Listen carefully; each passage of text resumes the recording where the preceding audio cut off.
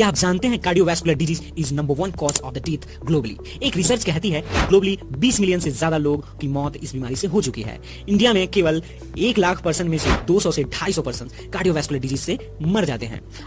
आप जानते हैं कि कार्डियोवैस्कुलर क्या होती है? कार्डियोवैस्कुलर वो है जो वेसल्स की प्रॉब्लम्स होती है, वेसल्स में ब्लॉकेज हो जाती है। वो कौन सी वेसल है? जो हार्ट को ब्लड सप्लाई करती है, उसी वेसल्स में अगर ब्लॉकेज हो जाती है तो उसको कार्डियोवैस्कुलर डिजीज कहते हैं। इसके कारण हार्ट फेलियर और हार्ट अटैक की चांसेस रहती है, अदर कार्डियक डिजीज हो सकती है। इसका मोस्ट इंपॉर्टेंट रिस्क फैक्टर है हाइपरटेंशन। हाइपरटेंशन क्या है? हाइपरटेंशन जो नॉर्मल ब्लड प्रेशर से ज्यादा हो जाता है तो उसको हाइपरटेंशन यानी हाई बीपी को ही हाइपरटेंशन कहा जाता है। आइए इस वीडियो में हम जानते हैं कि हाई ब्लड प्रेशर को डाइट के द्वारा कैसे कम किया जा सके। हाई ब्लड प्रेशर को डाइट के द्वारा कम किया जाता है जिसे हम डैश डाइट कहते हैं। डैश का मतलब होता है डाइट अप्रोच स्टॉप हाइपरटेंशन, यानी डाइट के द्वारा कैसे हम अपनी बीपी को कम कर सकते हैं, ब्लड प्रेशर को कम कर सकते हैं। इस टाइप के डाइट को यानी डैश डाइट को बीपी के कम करने के अलावा ये वेट लॉस और हार्ट को हेल्दी रखता है और डायबिटीज मेलाइटिस होने के चांसेस कम रहते हैं। अब हम जान लेते हैं कि डैश डाइट के अंदर कौन कौन सी चीजें आती है, जैसे vegetables, fruits, whole grains, fish, poultry, beans, nuts,